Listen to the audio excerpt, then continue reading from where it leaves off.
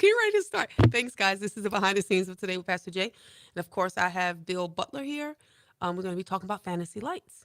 So I don't even know how many times I've done this show. At least 8 times. I don't know. It's been a while. Yeah. Yeah, but we're going to try to make this one nice and fresh. All right.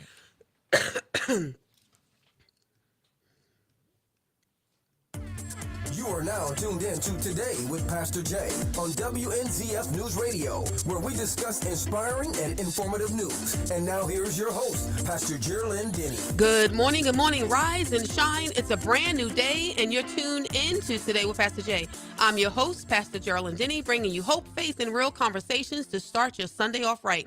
Today, we're shining a light, literally and figuratively, on one of Flagler County's most beloved community traditions, the Fantasy Lights Festival, celebrating its 20th anniversary this year. Hosted by the Rotary Club of Flagler County, this dazzling display of lights and service has become a symbol of joy, generosity, and togetherness during the holiday season. So joining me today is Bill Butler, longtime Rotary member and co-chair of the Fantasy Lights Festival. We'll talk about how this event came about. You know, we were just saying before we got on the air, it's been several years since you've been on the show. But I know there's something that people don't know, and people still don't know about Fantasy Lights. We have a lot of people moving here. So let me ask, for those who don't know and that are new here, tell us how the Fantasy Lights Festival began and what inspired it 20 years ago. It's been 20 years, Bill. Yes, it has. Yeah. Thanks for having me on the show this morning. It began. I guess the seeds were planted back in late 1990s, like 1997. We used to live in Evansville, Indiana, and since we moved here in '79, we go back to Evansville for the holidays sometimes to see family. And we'd gone back that winter in '97. And when we were there, our friend said, "Oh, you have to go see this light show that's in one of the parks." And I said, "Okay, well, give us something to do." So we loaded up into our van and drove to the park. And it was a drive-through event. And they had just, must have had 100 animated displays. And it was neat because most light shows aren't animated, and this had a lot of animation to it. And my two daughters were with me, and my wife, and my youngest daughter Tiffany was so impressed with it. We took our VCR camera. The big old VCR. Yes, and we videotaped it as we were driving through. And when we got home, my youngest Tiffany, she just watched that every day. She just loved that thing, and she said, "Dad, you got to bring this to Palm Coast sometime." And well, back about that time, I wasn't a member of the Rotary. Palm Coast wasn't that big. And I said, "Honey, it's just not time yet, because, we need to get a bigger city and more sponsors available to sponsor all these displays. But we'll do it." So time passed on. I joined the Rotary Club in 2003. And unfortunately, my daughter passed away in 2002. And I was sitting at a Rotary meeting in 2005, I guess it was, and they were talking at the meeting about our fundraisers, and we do a golf tournament every year. And people say, "Oh, this is really getting kind of stale. What else can we do?" And I felt this little finger tapping me on the shoulder, saying, "Dad, it's time." It's time. And And that's a story that you kept with you for 20 years. Do you still have the VCR tape? I'm just curious. I don't know if we have that original tape. We digitized some of them, so we might still have it. Wow. Yeah. So I floated the idea to the club, and it was received with mixed reactions. Some of the club members said, "Oh, we'll never be able to do this. Who can afford to buy these displays?" And, so forth and so on. And other people said, "Well, yeah, it might go." I explained that, Easter Seals put this on up in Evansville, and it's tried and true. It will work. And I knew how to get it going. And finally, the president of the club at the time, Mike Beadle, he said, "Well, listen, if he thinks he can do it, let him try." So that was in September, okay? And I thought, I've got to get at least, a few displays sold in order to make this work the first year. If we don't get that many, we'll just have to push it off to the next year. So I went out on Tiffany's birthday, September 13th. I went to my first client to try to sell the display. And I'm thinking as I went out there, like, gosh, what questions are they going to ask? How many years have you been doing this? Well, this is the first year. How many displays do you have? Well, you'd be the first one, sir. And I'm thinking, this is going to go south quick, but we had to try. So I started my spiel with Klein Construction, and got halfway through my speech. I wasn't even done yet. And he looked through the catalog and said, listen, I'll take that Old Man Winter display. It was a $10,000 display. Oh, wow. And I thought, wow, that's fantastic. And then I left there and I went to Austin Outdoor, which at the time is now Yellowstone. And same speech, didn't even get my speech out. And they said, I'll take that beer in the honey pot, which was one of Tiffany's favorite displays at that Evansville show. And I thought, this is fantastic. We got 2 signature displays to go. And by December, I had 16 sold. Wow. So that was a good start. We did the drive-through at Indian Trail Sports Complex and charged $5 admission to come in. And we're off and running. Rotary's motto is service above self. How does this festival embody that principle for you personally? Well, it's a big part of my life. It's I tell people in Rotary that when you join, you have to have a passion, and you can apply that passion to anything you want in Rotary. And we don't all have the same passions, and it's a good thing because it diversifies the club and gives us more balance. So, this is my passion, and not many people can do what I do because of the time concerned. I'm retired now, but I did this when I was still working. But sometimes I wonder how I ever did this while I was still working. But it's not just a 1-month event. This is 12 months of the year. I'm doing something, and we all are doing something. Right. And to keep this thing going and making it grow and getting more displays every year and trying to raise more money for our charitable donations. That's one of the main drivers of this. It does cost us some money to put this on, but profit income, once it balances out, we generally earn about $30,000 a year for this. That's wonderful. Which is a lot of money, but for a whole month, it's a lot of work. It is a lot of work. It's not like a golf tournament. You can make $12,000 in one day. Right. So. Well, it's easy to look at the lights and see the beauty, but there's so much work behind the scenes. What goes into putting this together each year? You said this is a year-round thing. So what goes into putting this together? Well, we formed some committees and tried to divvy up the responsibilities and give each group in the committee something to do. And I've kind of managed the whole thing. My longtime co-chair, Mike Kuipers, unfortunately had to move away. His choice, and I don't I don't fault him for that. But he had other things. He wanted to live up in North Carolina. So I'm kind of on my own now. We picked up Charles Barbell. He's in our club. And he is my co-chair now. And he isn't as free with his time because he still works real estate, but he is my second in command. If anything, should happen, he can help me out. So we do that. And then we have meetings every couple of weeks beginning in October. And, we get things handled. After 20 years, does it feel like you're pulling teeth? Not as much as before. I think we're getting more and more of a buy-in. People understand what this does for the community. And since this is really our only fundraiser, we do little things, but we don't do the golf tournament anymore. This is our biggie. So we tell people when they join our club, you are on this committee. Everyone's on the committee. Yeah, and I try not to put a round peg in a small hole or a square hole because, if you force somebody to do something they're not really wanting to do, they're not going to do it or they're not going to do a good job. So I ask them to tell me what you like to do, and we try to position people with their expertise in doing that. If you know anything about electricity or hooking circuits, you can work with the lighting, or stage production. We have performing groups that come quite a few nights of the year, and so they need to set up the sound system, the amps and all that. So we do that as well. So that's kind of what we're doing. So the Fantasy Lights Festival has become a Flagler County tradition. What do you think has kept it alive for 20 years? A lot of things have gone away. I've seen different things try to start up here in Flagler, and then it dissipates after a couple of years. What do you think has kept it alive for 20 years? Well, I think it's the biggest thing that's being done in the holidays in Palm Coast. We have the Christmas parade, Starlight Parade, but until we came along, that was it. They don't really decorate the streets up that much with lights like some of the cities do, but we do have a good support from the city of Palm Coast. They know what this is all about and what it means to Rotary and myself, and some people think this is a city event, but it's not. But they are one of our participating sponsors, and we couldn't do it without them. The perfect site for it.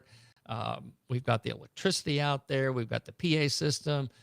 We've got the beautiful lake that the displays are arranged around. And if you go out at night on a calm night, that lake is like mirrors, and the displays reflect off of there, and it's just beautiful. But that, and then from the business side of it, it's sustainable, because when you do something like this, it has to be sustainable. So what happens when these displays get 20 years old like they are now, and the animation boxes start to go, or frames start rusting and all that?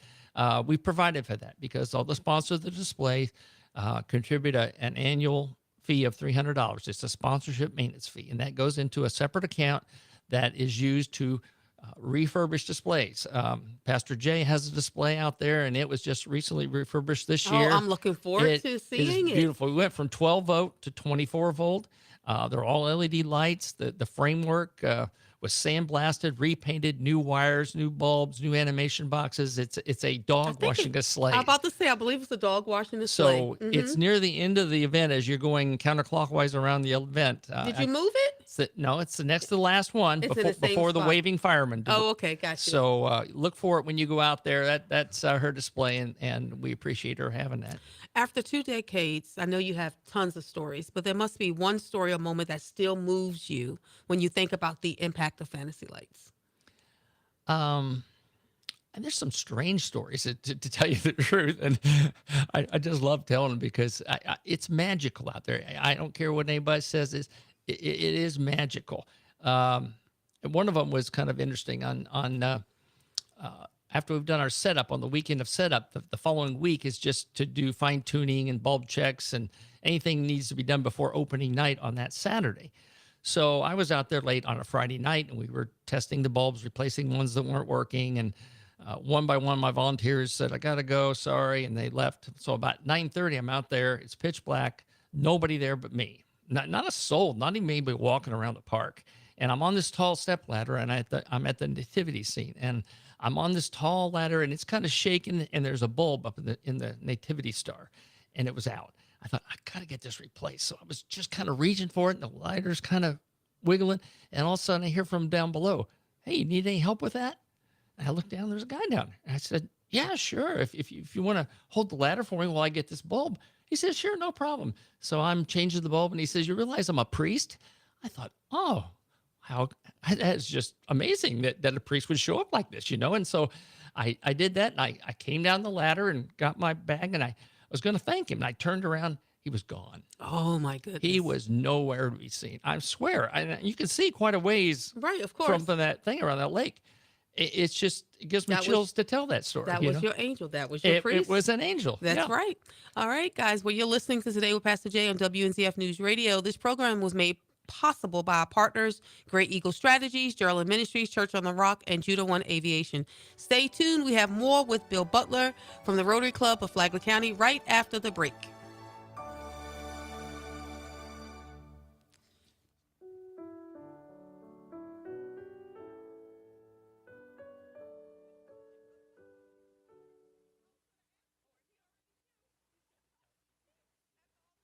He's like, okay, yeah, we can talk about. It's kind of neat because this candy cane has kind of a religious background. With your show, I think your listeners could really appreciate what we're doing here. Oh, yeah, absolutely. I reformatted my show in June to be more faith focused. Uh-huh. So it doesn't matter what we're talking about. I'm always bringing. Have you noticed that, Mark? I refocused. It was always somewhat faith focused, but it's like over the top now. So yeah, so we're good. Great. Okay, so this part, we're going to be talking about faith, family, and community in action. And then before we close out, we're going to talk about what's new. Okay. No, you know what? Let's talk about what's new first, and then we can talk about the faith focus at the end. That way we can end with that. Mm-hmm. All right, how much time do I have so I can...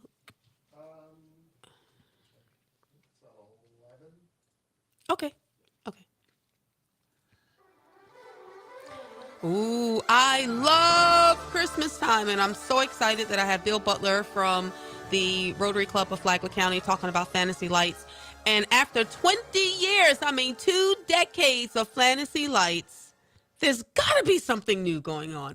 What's new this year? Now, I have a refurbished display, so I'm very excited about the refurbished display so I can go and see it. My mom, I've got to take her to go see it. She loves it. I remember taking her around the golf Oh, cart. my goodness. The golf cart is such a touch. And I just want to let everyone know that if you have some type of physical disabilities, there are golf carts to help you go around. It's in town center, so you can go around, see all the light displays, drink some hot cocoa, or whatever the case may be, and enjoy yourself. So don't let physical disabilities stop you.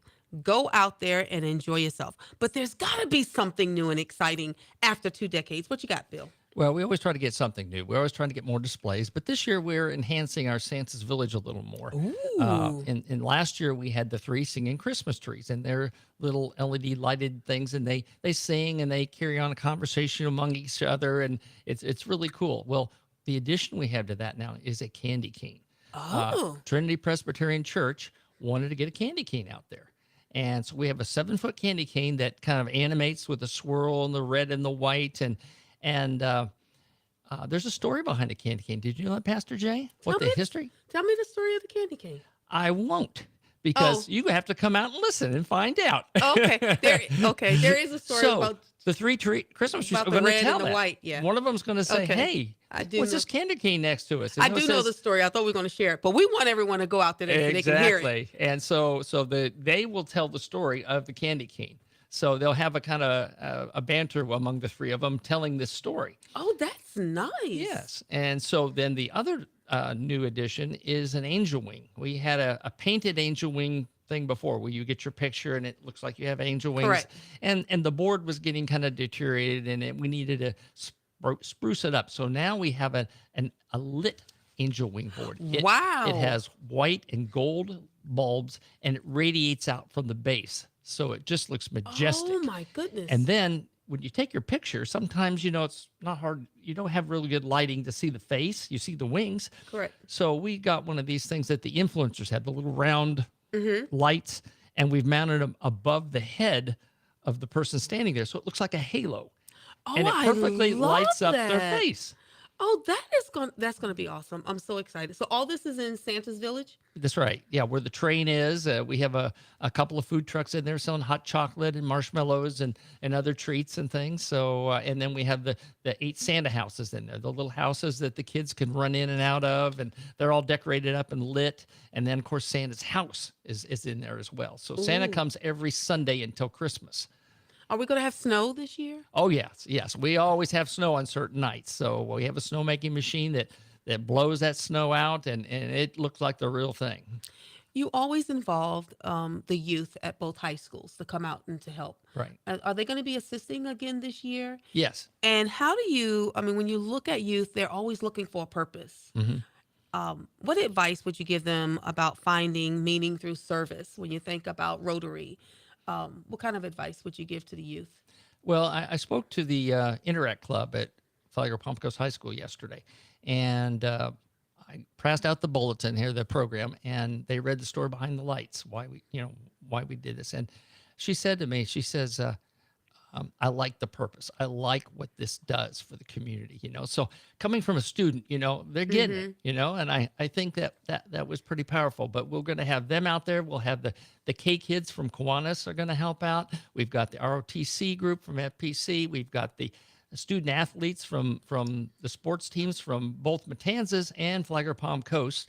So they're kind of our brawn and muscles. Some of us older guys have a hard time lifting those heavy pipes and displays. So they help us unload the trailer and take them where they go around the lake. And some of them still volunteer on certain nights to do the train or they greet people at the entrance. How important is it to you to pass the value of service above self to the next generation? We see our youth today, they get involved in so many things. In fact, my granddaughter, she's 10, and all she wants to do is be on her phone all day talking to her girlfriend. How do you pass these values on and the importance of service above self to these youth and get them out of their devices where they can go out and interact with people and have a good time? Yeah, I think if they're out there working the lights, they can see the smiles on the kids' faces, and just see the joy it's bringing to the community. Not only but the kids, but the adults as well. I'll have adults walking around there singing the days of Christmas, or they'll bring their little ones out, and every year they'll take a picture in front of the days of Christmas. Like if they're 1 year old, get a picture in front of the first day, and then bring them back next year, picture from the second day. Oh, I love that. So, it's forming traditions that way with the entire family.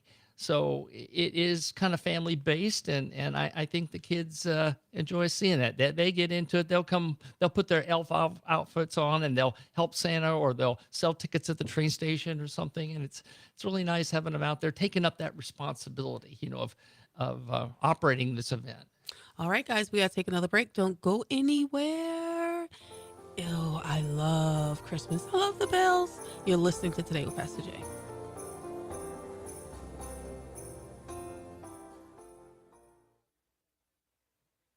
Music on now. Oh, and wow. all these other things too. Wow. I've got what, 2-3 Oh, minutes? guess what? Did you know we're having a live remote from WNZF on our 20th anniversary I did night? not know. That's And- wonderful. And what day is Laura that gonna Z's be? going to do it. What for day us. is that going to The be? 20th. The 20th. Okay. Yeah, I just want to mention that too. Okay, we'll mention that when we come back in. I'm going to talk a little bit about faith, and then I'm going to have you mention that, and then we'll close out. Okay.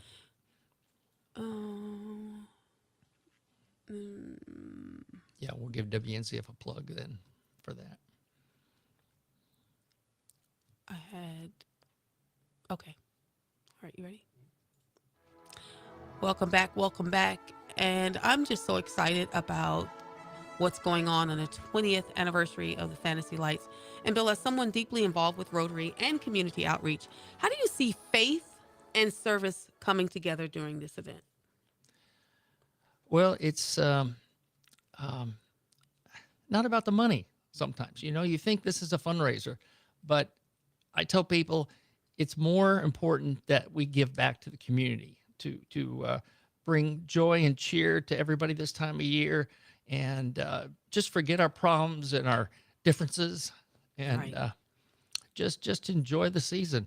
And that's the biggest thing I would have them take away from this. Because Jesus definitely is the reason for the season. And I know you've got some other stuff coming up. You were telling me during the break that WNZF is going to be out there. Correct. We're having our biggest 20th anniversary celebration night on December 20th. So you don't have to remember it's easy to remember what night it is. And we're December going to 20th. have food trucks out there. We're going to have a presentation at 6:30 talking about different things with our history, and dignitaries from the city will be there. And it's just going to be a wonderful night out there to celebrate and give thanks back to the community for making this event one of the best events in Northeast Florida. Well, thank you for your passion and for all that you do, Bill. Thank you for joining us today. And for all of you and your team at the Rotary Club, what you do to make the holidays brighter for so many. The Fantasy Lights Festival is more than a beautiful display. It's a reflection of what happens when people work together in love and service to others. And what's the opening night? It's November 29th. November Saturday. 29th. All right, guys. To our listeners, remember, God's word says in Matthew 5:16, let your light so shine before men. This season, may we each be a light that points others back to him. So I'll leave you with this today. Yesterday's gone. Tomorrow isn't promised. What are you going to do today? Today, you're going to be that light. Until next time, you are listening to Today with Pastor Jay. Have a great and blessed day.